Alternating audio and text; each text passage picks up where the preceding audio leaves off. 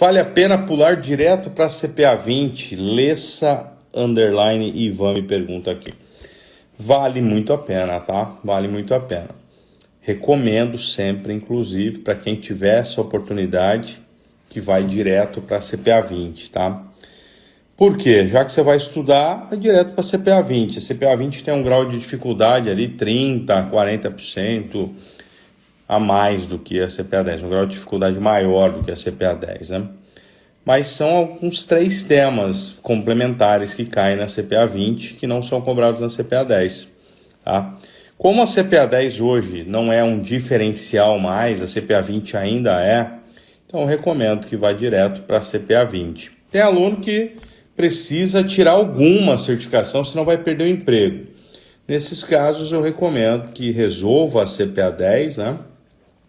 E depois vá direto para a CPA 20, já na sequência, tá? Então, para quem que eu recomendo hoje a CPA 10? Quem está ali, ó, enforcado, com a faca no pescoço, né? E precisa resolver com uma certa urgência uma das certificações, senão vai perder o emprego. Então, resolve a 10 já, né? Tem, inclusive, alunos que estudam para a CPA 20, no meio do caminho já tiram a CPA 10, e é isso aí. Então a CEA eu já recomendo que tire a CPA 20 antes, tá? Mas é uma baita de uma certificação, tá abrindo muitas portas no mercado também, então a CEA é uma certificação fantástica que vale a pena você já emendar na sequência da 20, tá? Tem aluno que vai direto para a CEA? Tem, tá? Só que a CEA é o seguinte, galera, a hora que você carimbar a CEA no teu currículo, né? Você tem um desafio muito grande. E a CEA, sem experiência, numa entrevista, você pode, né, tá o que a gente chama de overqualified. Você está qualificado além do que deveria. Né? Então tem que tomar cuidado só com isso, tá? Após tirar a CPA 20, como migrar para a área de investimentos? André, na verdade, a CPA 20 vai abrir várias portas já, por exemplo, em agências bancárias. Né? Uma coisa que poucas pessoas fazem, viu, André? Entra lá no site da Ambima e vê lá as instituições associadas. Né? Você vai ver que tem uma porrada de instituição associada da Ambima que, tranquilamente, a sua certificação CPA 20 vai fazer muito sentido para essas empresas, para essas instituições do mercado financeiro. Então, tá? A CPA 20 abre portas que a gente fica muito preso ali, muitas vezes, aos bancões, aos bancos convencionais, mas a CPA 20 abre portas pra caramba, cara. Né? Então, como que você migra? Migra mandando um currículo para uma empresa do mercado financeiro, tá? LinkedIn é uma baita de uma opção, tá? A CPA 20 te habilita para atuar em agências bancárias recomendando produtos de investimento. Fora do mercado financeiro, ela não tem tanto valor, tá? Vai te habilitar, vai te deixar preparado para conversar sobre investimentos? Vai. Mas ela não tem tanto valor, não dá para você operacionalizar. Ó, eu agora tenho o CPA 20, eu vou me transformar num agente autônomo de investimento aqui. Não vai, tá certo?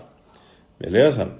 A gente também me pergunta, acho um negócio bem bacana. Professor, como que eu faço para conseguir meu primeiro emprego numa instituição financeira depois da CPA 20?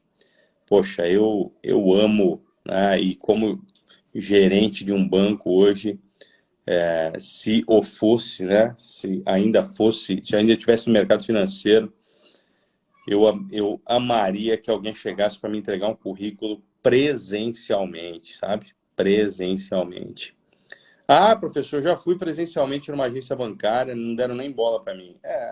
Assim como num funil de venda, você vai ouvir mais não do que sim. Mas não é por conta daquele não que você não vai vai desistir, né? Beleza? Então, vai pessoalmente. Beleza. Thais Santos, vamos lá, algumas dúvidas aqui, ó. Sobre lavar dinheiro, compra de aeronaves pode ser considerado lavar dinheiro? Caiu na minha prova. Bom, depende, né? Precisa ver o contexto dessa pergunta, tá? Compra de uma aeronave certamente não é algo muito comum, muito corriqueiro. Vou ali comprar um avião, já volto. Então, é possível que tenha fortes indícios, mas precisamos ver o contexto da questão, mas está claro que pode ter muitos indícios. Tem uma questão que cai lá, que o João tem uma banca de jornal do lado da agência bancária e leva lá uma porrada de nota de 10. Isso aí não é indício, porque na banca de jornal, nota de 10 deve ser a coisa mais comum dele receber, né? Mas sim, uma compra de uma aeronave não é algo comum. Fugiu da normalidade, tem fortes indícios, mas você precisa olhar para o contexto, tá? Nunca me esqueço, tá? Outro dia eu fui participar não, né? Fazer um processo seletivo. Pô, e conheci uma pessoa muito bacana. Falei, poxa, esse cara tem perfil para trabalhar aqui comigo.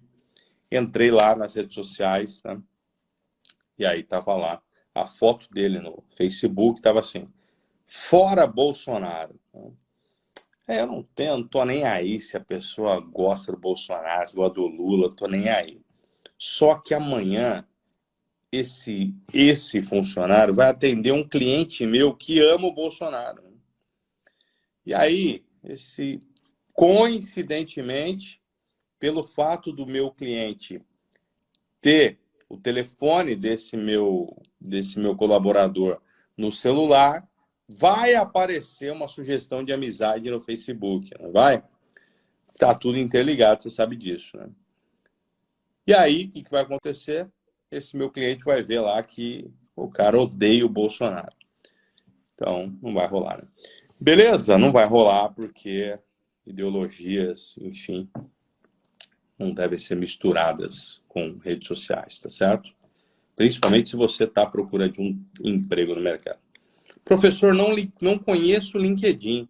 É um aplicativo? Rose do céu, que mundo que você está, minha filha de Deus. LinkedIn é o Facebook do mercado de trabalho. LinkedIn é a rede social que mais contrata hoje em dia, a rede social mais vista por quem? Uma rede social profissional, beleza? Profissional. Então, entra lá, baixa imediatamente o LinkedIn, vai lá no YouTube, como montar um LinkedIn matador e manda bala, beleza? Então, conheça imediatamente, Rose, porque se você hoje está no mercado de trabalho e não conhece o LinkedIn, é como você está no mundo das cavernas, beleza? Então, entra lá com tudo e já faz um perfil matador no LinkedIn.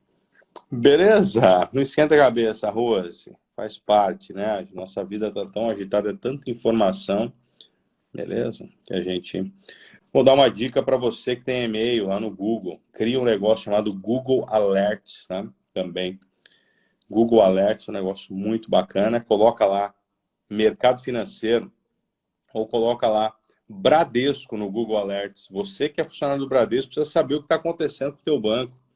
Coloca um alerta no Google para toda notícia que envolveu o Bradesco você ficar sabendo, beleza? Vai chegar no teu e-mail, tá? E aí você está extremamente preparado quando um cliente questionar algo sobre o Bradesco ou quando o cliente pedir argumentos para ficar no Bradesco e não ir para a XP.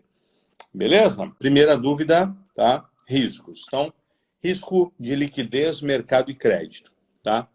Liquidez. Lembra do Fiat Tempra que o professor teve lá no auge dos seus 19, 20 anos de idade. Tive uma baita dificuldade de vender esse carro depois, tá?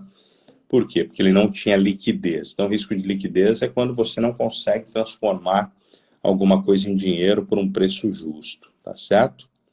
E essa é a parada, tá?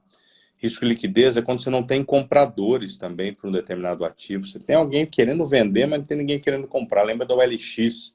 Pegou o violão do teu vô que morreu e deixou para você. Aquele violão, você acha que é uma relíquia, põe lá no OLX por R$ 5.000. Tem 2 visualizações, né? Ninguém está afim do violão, então não tem liquidez. Risco de crédito, lembra de inadimplência, né? Alguém não honrou um pagamento. Queda de rating cai no risco também, né? E o risco de mercado lembra do PT, flutuação de preços ou taxas. Não dessa sigla que você tanto ama aí, tá? Ponta ativa e passiva. Vamos lá. Ponta ativa é a ponta que você escolheu, tudo bem? Ponta ativa é a ponta que você escolheu, ponta passiva é a ponta que você deixou para lá. Vamos pegar de exemplo, né? Eu tenho lá um exportador. Um exportador, ele vai receber, tá, em dólar, legal? Ele vai receber em dólar, tudo bem? Mas se esse exportador ficar com medo, tá, que o dólar caia, beleza? Ele faz aquela operação e transforma numa ponta ativa em CDI. Legal? Porque daí ele prefere correr o risco do CDI, tá? Lembrando, o exportador, ele vai receber em dólar e ele tem medo que o dólar caia. Então, opa, deixa eu me proteger, fazer um hedge aqui. Então, ele transforma aquela operação numa ponta ativa em CDI, que é o risco que ele decidiu correr. Legal? Dúvidas a respeito de cobrança de imposto de renda. Poxa, Nancy, imposto de renda é um tema gigantesco, né? Então, normalmente as dúvidas de imposto de renda são quem que cobra o imposto de renda. Então, vamos lá, CDB quem cobra? É a instituição financeira, né? O emissor do CDB. Fundos de investimento, o administrador do fundo. Ações, é o próprio investidor, recolhe o DARF, não é isso? Debêntures, a pessoa jurídica que efetuar o pagamento dos rendimentos. Então, essa é uma dúvida de imposto. Aí a tabelinha, né? Pô, a tabela não tem jeito, você vai ter que decorar 22,5, 20, 17,5 e 15. Se você tiver alguma questão específica, me manda aqui que eu já soluciono, tá bom? Estou estudando, mas não estou pronta, estou estressada. Poxa vida, livro Inteligência Emocional, tá? Leia esse livro que vai te ajudar bastante a administrar esse momento aí, tá? Bom, correlação, covariância, desvio padrão, beta. Correlação e covariância são medidas de associação, né? Então, você tem que sempre ter dois ativos. Lembrando que a correlação é uma medida padronizada, que vai de -1 a +1. -1, diversificação máxima. Ativos se movimentam em direção totalmente oposta, né? +1, os ativos se movimentam na mesma direção. Covariância é a mesma coisa, só que a covariância não é uma medida padronizada, tá? Medida padronizada é a correlação que vai de -1 até 1. Legal? Então, na correlação, normalmente cai aqueles gráficos com aquelas ondinhas, sabe? E aí é você olhar para os movimentos que acontecem na mesma direção, isso é a correlação positiva, e quando os movimentos acontecem em direção oposta, a correlação negativa. E quando está meio zoado assim, um para cima, outro para baixo, eles nem se encontram, então é uma correlação que a gente chama de correlação nula. Desvio padrão. Pô, desvio padrão é quando alguma coisa se distancia da sua média, né? Então, desvio padrão, você tem que lembrar sempre da palavra risco, tudo bem? Quando alguma coisa se distancia da sua média. Já o beta é quando eu quero comparar a minha carteira com a carteira de mercado. Então, pego a oscilação da minha carteira e olho a oscilação do índice Bovespa, tá? Lembrando que o beta igual a 1, a oscilação da minha carteira vai ser igual da carteira de mercado. Entra no Google agora e coloca assim, beta da Petrobras, sei lá. Você vai ver um beta lá, 1,2, sei lá. Aí, quando a ação da Petrobras, por exemplo, tem um beta de 1,2, quando o Ibovespa subir 10%, a Petrobras vai subir 12%, tá? Então, um beta agressivo. Todo beta que é superior a 1 é um beta agressivo.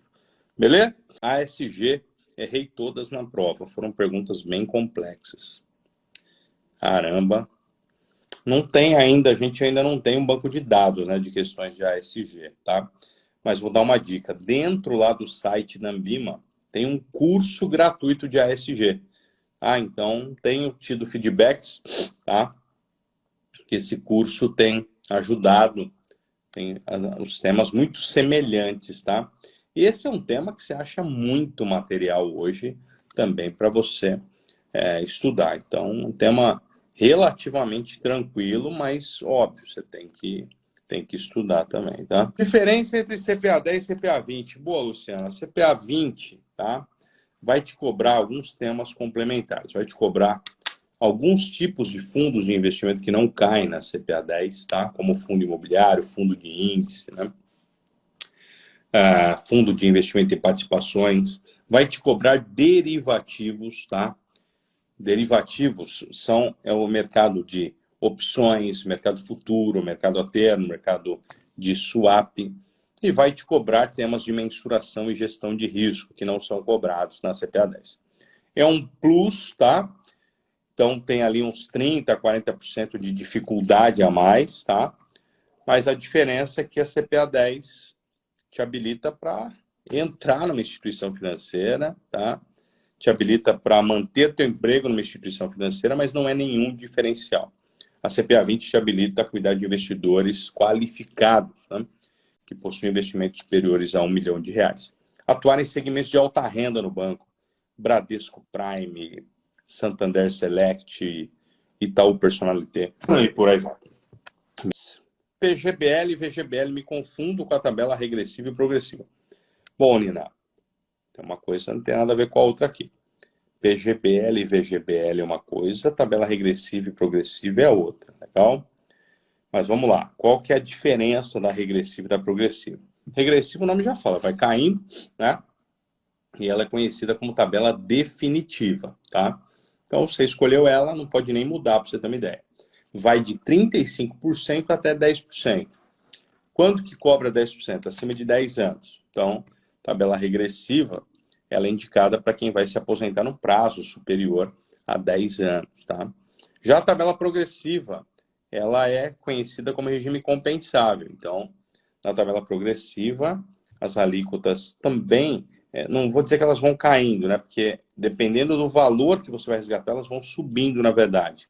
Mas elas, essas alíquotas da tabela progressiva, elas variam de acordo com o valor que vai ser sacado, né?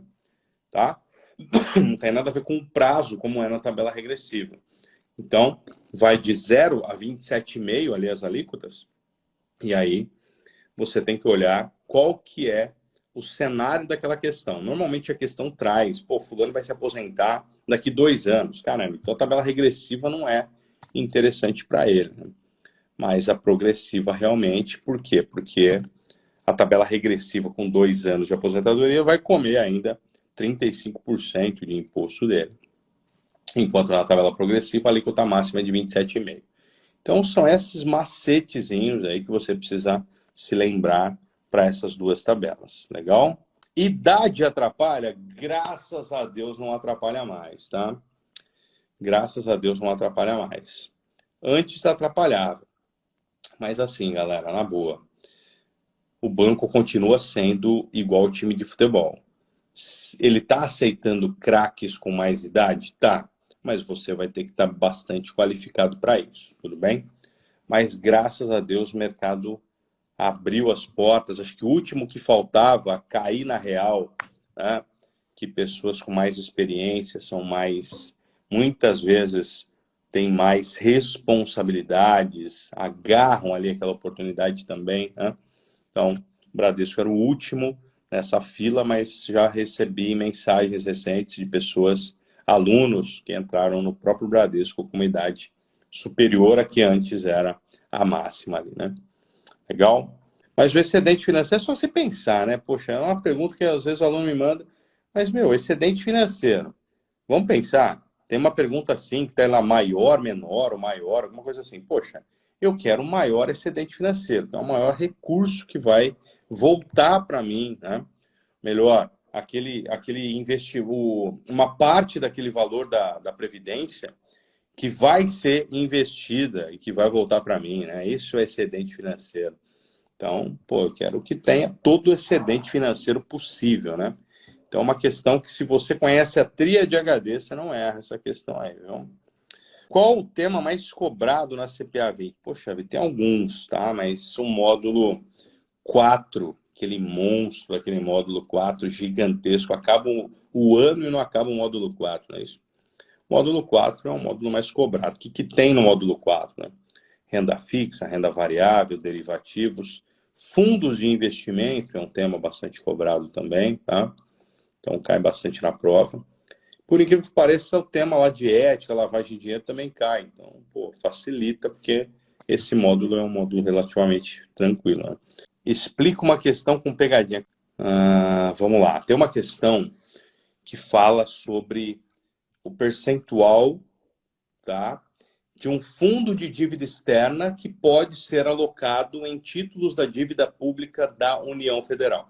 Então, para você que está estudando, você vai lembrar que um fundo de dívida externa, ele pode alocar 100% no exterior e tem que respeitar o limite mínimo de 80% em títulos da dívida pública da União Federal. Na questão de prova, essa questão é uma pegadinha lazarenta e maldosa, pergunta qual o percentual que pode ser alocado em títulos da dívida pública federal em um fundo de dívida externa. O que tem na alternativa A? 80%. Só que a pergunta não falou qual era o percentual mínimo. Ela falou quantos por cento pode ser alocado em títulos da dívida pública federal. Qual que é o percentual? 100%, né? Que vai estar na alternativa D para ferrar com os ansiosos. Então é um exemplo de uma questão com pegadinha, tá? Bancos digitais estão engolindo os bancos convencionais, né? Bom, de certa forma, tá? A galera dos bancões aí, não me leve a mal, eles estão engolindo em tecnologia, legal? Então, eu tenho conta hoje, por exemplo, no Banco Inter, que eu tenho algum problema, eu entro num chat ali que me resolve o problema na hora, não preciso de gerente, não preciso de nada, e resolvem mesmo. Então, tecnologicamente falando, digitalmente falando, esses bancos estão anos-luz dos bancões convencionais, legal? Agora, você precisa de um crédito, ferrou. Você vai ter que recorrer a um banco convencional, que esses bancos digitais ainda são muito fracos nesse quesito. Então, tem para todos os gostos e bolsos, mas os bancos digitais estão crescendo assustadoramente, as oportunidades neles, então, nem se fala, beleza? Balcão B3, fala um pouco. Bom, balcão, Cris, é tudo que não é negociado dentro da Bolsa de Valores, legal? Então, é como se fosse um ambiente para negociação de ativos de segunda linha. Vamos pensar assim, né? Pode ser negociados ativos de primeira linha? Também pode, mas não é muito comum, tudo bem? Então, para você ter os seus ativos negociados na Bolsa de Valores, a burocracia, o custo é gigantesco. Então, o mercado de balcão, ele supre essa deficiência, vamos pensar assim, ou essa ineficácia, muitas vezes, do ponto de vista financeiro do mercado de bolsa, tá certo? Beleza? Então, mas também regulamentado pela CVM e fiscalizado pela CVM, beleza? Professor, você indicaria começarmos por agência ou em algum banco digital? Poxa vida, André, depende, cara. Depende, tá? A agência é uma baita de uma bagagem, a agência é uma baita de uma escola, tá? Não que o banco digital não seja, mas os bancos digitais, eles têm uma pegada totalmente diferente, né? Uma pegada muito mais moderna, muitas vezes, né? Eu conheço amigos que trabalham em bancos digitais que estão ali 100% de home office e o banco nem pensa em ter algum regime presencial, né? A pessoa trabalha de casa ali, tem o sistema do banco em casa, né? Então, depende, cara, depende, tá? Depende da vaga, da oportunidade, mas os bancos digitais estão crescendo assustadoramente e precisando de muita gente boa, tá? Então, as vagas, uma grande tendência de ter muito mais vaga num banco digital hoje do que num banco convencional, tá? Professor, fala sobre a balança comercial. Pô, balança comercial, né? É onde eu registro todas as transações que acontecem no nosso país, né, do ponto de vista de exportação e importação, né? Então, o cuidado que você precisa ter sobre balança comercial na prova é que ela é um item do balanço de pagamentos, né? Mas só que a prova sabe que você já ouviu falar desse tema, então todas as questões que envolvam balanço de pagamentos, né? Que tem lá balança comercial, balança de serviços, transferências, conta de capitais, uma porrada de contas, né? Que você tem na sua apostila do CPA na veia. Então, só toma cuidado, porque a balança comercial é um item só, né? Então, se a balança comercial tem uma questão de prova, se a balança comercial foi superavitária, pô, o que significa uma balança comercial superavitária? Pô, que o país exportou mais do que importou, tá? Mas isso faz as minhas reservas internacionais aumentarem? Não necessariamente. Porque se o governo foi ineficaz nas outras contas da balança comercial, não vai adiantar nada ele ter tido uma balança. Nas outras contas, né, daquele balanço de pagamentos, não vai adiantar nada ele ter sido eficaz e eficiente na balança comercial somente, tá? Por quê? Porque tem outros itens naquele balanço de pagamentos. Bom, o PIB eu tenho duas vertentes, né? Duas formas, duas óticas, né, do PIB. Eu tenho o PIB produção agregado, né, que leva em consideração os fatores de produção ali, né, agropecuária, indústria e serviços, e eu tenho o PIB consumo agregado, que é a forma, consumo, mais investimento, mais gasto do governo, mais exportações líquidas, né? Pegadinha que pode cair na prova, que o exercício pode dar um monte de informação, só que no final ele pede o valor da é, o valor do PIB de serviços, né? E ele te dá um monte de informação lá, só que as informações relevantes são as informações de agropecuária e indústria. Por quê? Porque agropecuária, indústria e serviços somados dão o resultado de um PIB. Então tem questão assim, você tem que só ficar atento, tá? E outra pegadinha é quando tiver a fórmula do PIB com vários sinais diferentes. Então, consumo mais investimento, mais gasto do governo, mais vai estar a sigla, são NX, muitas vezes na tua prova, que significa exportações líquidas. Duas pegadinhas interessantes ali sobre o PIB. Professor, talvez minha pergunta seja boba, mas tenho dificuldade de entender sobre PIB, inflação, IPCA e GPM. Não é boba, viu? É porque isso aí não faz parte do teu dia a dia, tá? Vou dar uma dica para você, tá? Entra lá no Google e coloca ata da reunião do Copom. A ata da reunião do Copom. Você vai perceber qual que é a evolução desses indicadores aí para o teu país. PIB, basicamente, é quanto tua cidade, teu estado, teu país vai crescer em um determinado período de tempo, tudo bem? Já estão dizendo, né, já tem estimativa ali de crescimento de quase 3% para o país em 2022. Então, significa que nós vamos gerar 3% a mais de riqueza, né? Inflação. Inflação é quando temos um aumento generalizado nos preços, né? Generalizado mesmo, né? Então, está aumentando combustível, linha branca, né? Alimentos, enfim, isso é inflação. Aí o governo precisa frear isso de alguma forma. E aí ele faz o que ele está fazendo, aumenta e arrebenta a taxa Selic lá em cima, para o povo nem sair de casa para não gastar, e aí o preço vai cair. Tudo bem? Então, essa é a ação que o Copom faz quando aumenta, por exemplo, uma taxa Selic. O IGPM é primo do IPCA, tá? Mas ele é calculado pela FGV. Então, ele é um índice privado, não é público, que igual o IPCA que é calculado pelo IBGE, né? E o IGPM ele faz uma síntese dos principais grupos que tem na nossa economia: atacado, varejo e construção civil. Então é diferente um pouquinho ali do IPCA. Os dois são índices de preço, mas o IGPM tem um apelo mais forte voltado ali para o atacado, né, que é 60% da composição, o varejo 30%, né, e a construção civil que entra com 10%. Beleza? Então, basicamente, essa diferença dos três indicadores.